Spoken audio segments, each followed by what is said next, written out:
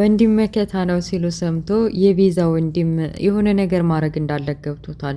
ቤዛን ቁጭ አድርገው ሰፈር ለሰፈር እየተንከራተሽ ሰው የምታስቸግሪው ለምንድን ነው ብለው በቴስታ የመታቻትንና መሬት የዘረረቻትን ቂም ይዛ ነው መሰል ይህንኑ ነገር ብላ ለወንድሟ ነግረው ነበረ። ወንድሟም እኔ ወንድምሽ ተቀምጬ ማንም አይነካሽም ብሎ የበደለሽንና የሆነ የፈጸሙብሽን ግፍ የሰሩብሽን እበቀልልሻለሁ ብሎ ከቅምጥል ኋላ ከእስር ቤት ማን እንደለቀቀው ሳይታወቅ እየሮጠ ቅምጥልን ያዛት። ማንም እንደሆነ አላወቀችም። እንድትናገር እንኳን አልፈቀደላትም ነበር። አፏን አፍኖ ጸጥ ረጭ እስከምትል ድረስ እየጠበቃት ነበር። እንዳጋጣሚ ሆኖ ሞባይሏን ኪንጎ አጠገብ ረስተው ስለነበር ወይ ጉዴ ሞባይሏን ረስተዋለች፣ እስኪ ላቀብላት ቶሎ ብዬ ሮጥ ብዬ ብሎ ከተል እያለ ሲሄድ የሚወዳትና የሚያፈቅራት ፍቅረኛው በሰው ልትታገት አፍኖ ይዟታል። አላየውም ነበር ከኋላው ማን እንደመጣበት። ባገኘው በድንጋይ አናቱን ብሎ ደፍቶታል። እንዴ ዳንሽልኝ? ምን ሆነሽ ነው? ምንድነው? ማነቆ እስር ቤት አልነበር እንዴ? ማለቆት ነው እየተባባሉ ምን አውቃለሁኝ እኔ። አየ ቅድም ቤዛን በቴስታ አርጌ እንደዛ ስለዘረርኳት ሊበቀል መሆኑ ነው። ልክ እንደ በፊቱ እንዳንተ እንዳገቱህ ብሬት አንጪ ቤት ሽጪ ወይም ይሄ ገንዘብ አንቺ ምናምን ብለው ሊጋተቱኝ ይሆናል። ይልቅ አንተ መድረስህ እንዴት አወክ? እንዴት መጣህ? አለችው። እኔማ ሞባይል ልስጥሽ ብዬ ነው ምናምን አላት። በቃ ተነሽ ልሄድ። ሞተ እንዴ ሰውየው? ተዘርሮ ቀረሳ አለ ኪንጎ። እና የራሱ ጉዳይ አላየውም እኔን እንዴት እንዳፈነኝ። ሞት ይነሰው እንዴ? ከፈለገ ዙ ተዘርሮ ይቅር ብላ እንርቶ ልብል ሰው ሳያይን ብላ እጁን ጎትታ ወሰደችው።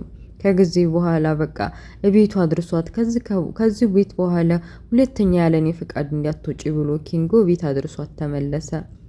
ቤዛ ተብዬዋ ወንድሟ እንዲዛ በድንጋይ ተመቶ ተዘርሮ አስፋልት ዳር ስላየችው መሄዳቸውን ቼክ ካደረገች በኋላ እየሮጠ መታ ወይኔ ወንድሜ ተነስ በቃ ይዞ ይሄ ሁሉ በእኔ ምክንያት ነው እያለች እሱም ቢሆን እና ዝም ማለት ነበረብኝ አንቺ እህቴን እየተናገሩ የሆነ ነገር ማድረግ አልነበረብኝም እያለ ታዛ ተወደቀበት አፈሩን እያራገፈ ወደ ቤት ይዛው ሄደች። ፍቅር ተብዬዋ ዴቭ እንግዲህ አዴን ማግባቱን እርግጠኛ መሆኑ ከተወራና በተለይ ደግሞ የሷ እናት እልል ብለው ደስ ብሏቸው ከተቀበሉ በኋላ ተስፋ ቆርጣለች። የምታረገውን ነገር ሁሉ አታውቅም። በመጨረሻ ክላሷ ሁና ውሃም ጭልይ ብላ ሮማን ካመጣችላት በኋላ ተንኮል ያመጣሽልኝ ውሃ ቆሻሻ ነው ብላ ፊቷ ላይ ደፋችባት። እንዳጋጣሚ ሆኖ እናቲቷ አይታቸው ነበረ። ምን አይነት ድርጊት ነው የምታረጊው? እንዴት አርጌ በመክርሽ እና በዘክርሽ ነው የሚሻለሽ? ቆይ ምንድነው አላማሽ እና እቅድሽ? ብነግርሽ ከልጅነት እስተውቀት አልሰማይ ብለሻለ። አሁን ደግሞ ምን አርጊ ነው የምታያት? ለዋ ላይ ውሃ ምደፊባት ሮማንን ለምን አታከብሪያትም? እንደውን እንዳንቺ እኮ ሰው ናት ሰራተኛ ብትሆንም እያሉ ጨቀጨቋት። ፍቅር ተብዬዋ ምንም ቢፈጠር አስተማም ተስፋ ቆርጣለች።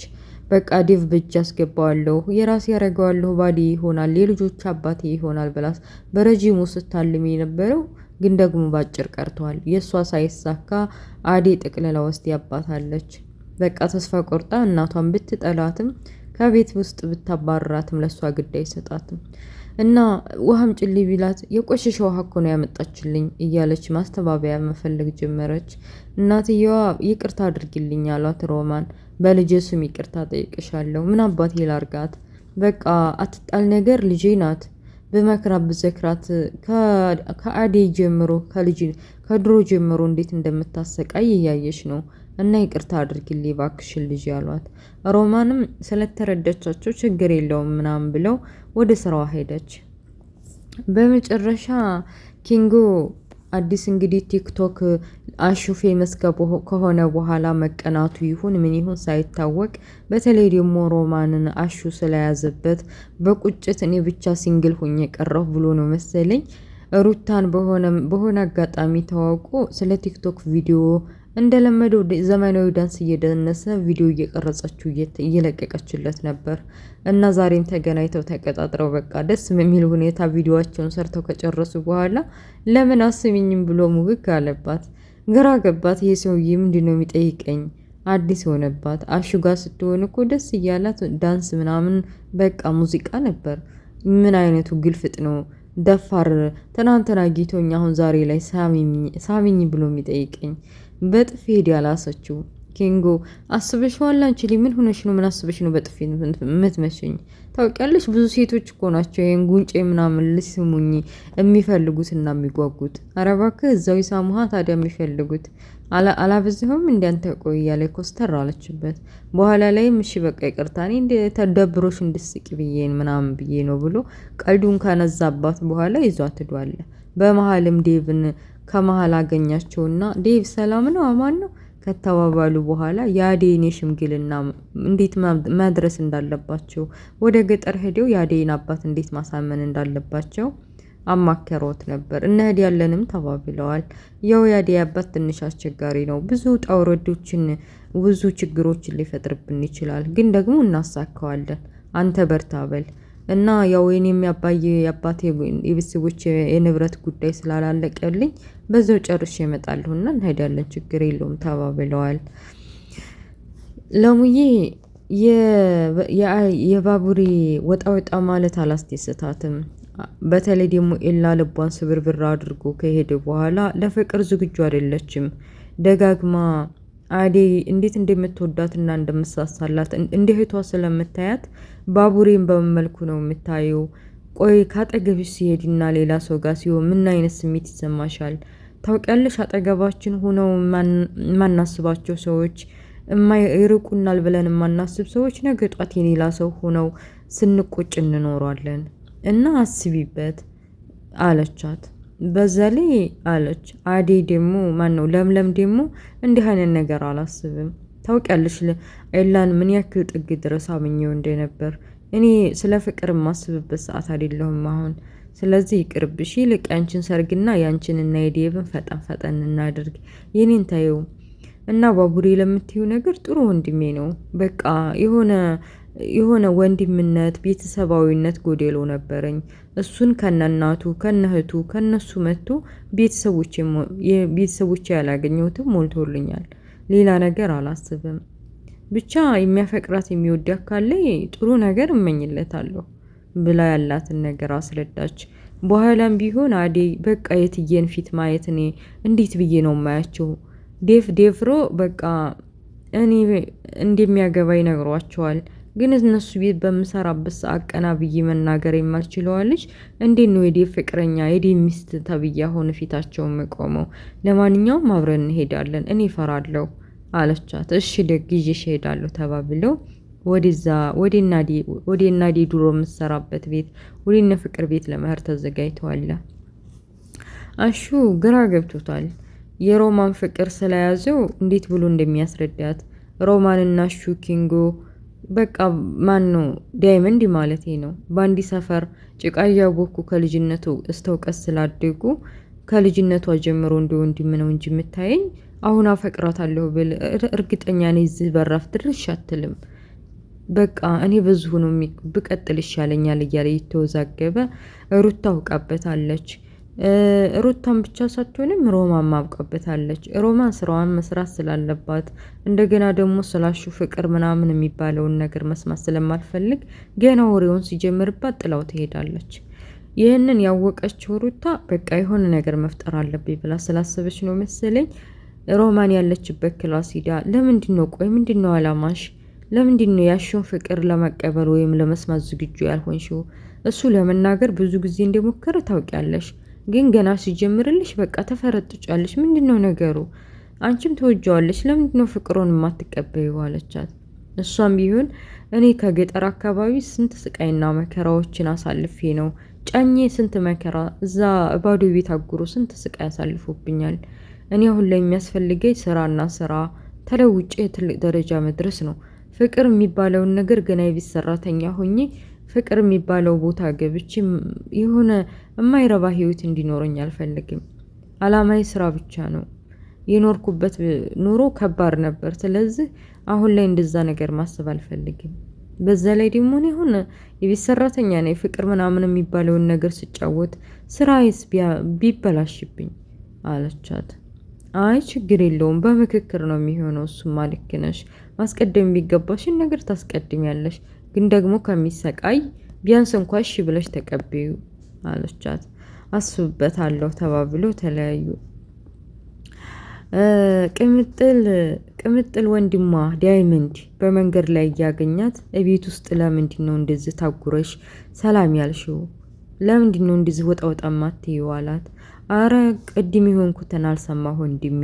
የዛች የቤዛ ወንድም ተብዬው ከእስር ቤት ማን እንደለቀቀው አላቅም። በመንገድ ላይ ሲሄድ እኮ አፍኖኝ ሊያግተኝ ሞክሮ ኪንጎ መጥቶ ነው ያስጣለኝ አለችው። አረ እባክሽ እኮ እኔ ወንድምሽ እያለሁ ሊያፍንሽ ተዘጋጀ። ነይ ያሳይ ብሎ እጇን ይዞ እየጎተታ ሲሄድ አረ ወንድሜ አሁንማ በቃ ኪንጎ ቅንጡን ብሎ ደም በደም አድርጎ አስፋልት ዘርሮታል።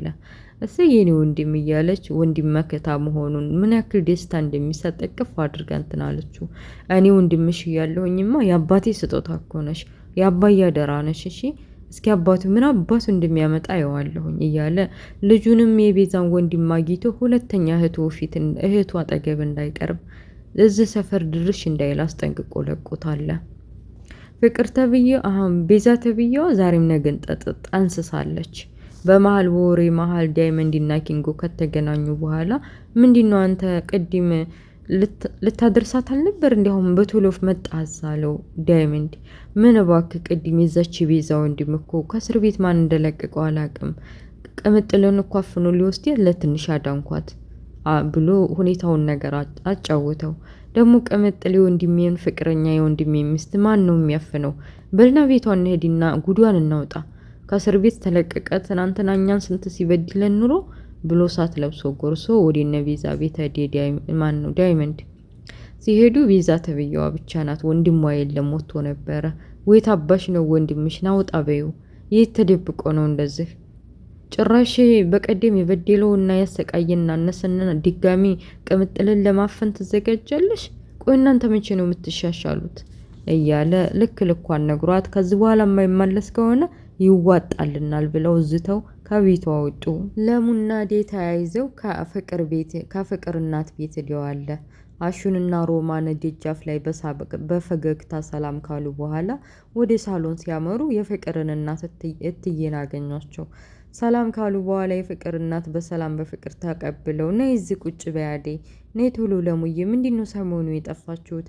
ደግሞ ለሙዬ አሞሽ ነበር ብለው ሳልጠይቅሽ እንዴት ነው ምንድነው ብለው ስለ ህመሟ ጠየቋት። ለሙዬም አላቅም ከሆነ ጊዜ በኋላ ዝም ብሎ አዙሮ ይጥለኛል። ሕክምናም ሄጄ ነበር። እስኪ ቀጠሮ ሰጥተውኛል፣ ምን እንደሚሉኝ አላውቅም አለቻቸው። ቀጠሮ እኮ የሚሰጡሽ ለትልቅ ነገር ነው።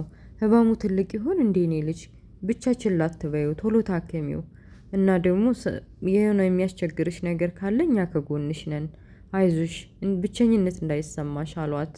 የላ ጥሏት መሄዱንና ቤተሰቦቿን በህይወት አለመኖራቸው እንደ ብቸኝነት እንዳይሰማት እኛ ቤተሰቦቿ እንዳለን እንደ ቤተሰቦቿ እንዲቆጠር አይዞሽ ማለታቸው ነው።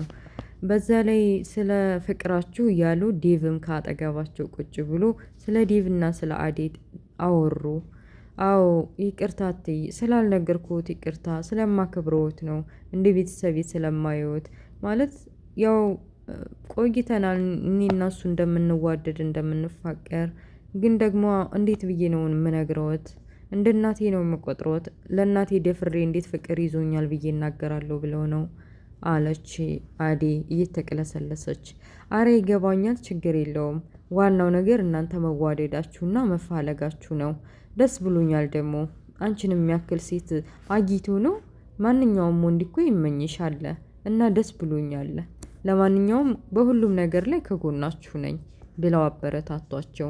ዴቭም ጥርስ በጥርስ ሆኗል። አዴም ለሙዬም ሁላቸውም በቃ በዴቭና በአዴ ዙሪያ ያሉት ከፍቅር ውጭ በቃ ሁሉም ደስተኛ ናቸው። የሆነ ነገር ማድረግ እንዳለባቸውና ሽምግልናውን ማጣደፍ እንዳለበት ስለሚያስብ ወደ ገጠር እንሄዳለን ብሎ አስቧል። ዳይመንድና ኪንጎ የፍቅርን ወንድም ለመበቀል አስበው ነው መሰል። ጨልመዋል። በጣም የሚያስፈራ ቀን ነበር። ባቡሬ ጥቁር ጃኬት ለብሶ በቃ የፍቅር ወንድም መስሏቸው ነው መሰል ትልቅዬ ድንጋይ ይዘው አናቱን ሊመቱት ይሆን እንዴ? እሱን ሊዘረግፉለት ቁሙ ብለናል፣ ዛሬ ቁም ብለናል እያሉት ባቡሬ ምን መጣ ከኋላ እያለ እንደቆመ እንደገና ደግሞ ኪንጎ እና ዳይመንድም የያዙትን ድንጋይ ለመወርወር ሲዘጋጁ ድራማው ያልቃል። እንግዲህ እነሱ ያው ባቡሬ መሆኑን አያውቁም። ምክንያቱም ጃኬት ለብሷል ምናምን ምናምን የፍቅር ወንድም መስሏቸው ነበረ። እኔ እንደው እንደማይመቱት ተስፋዬ ነው። ከመቱት ከባድ ነው የሚሆነው ጸባቸው በመካከላቸው ሌና ፍቅር በፍቅር የሆኑትን በመካከል ችግር እንዳይፈጥሩ እንጂ። እና ውድ ቤተሰቦችዬ የአደይ ድራማ ይሄን ይመስላል። እንግዲህ ዴቭና አደይ ሰርግ ጠርተዋል።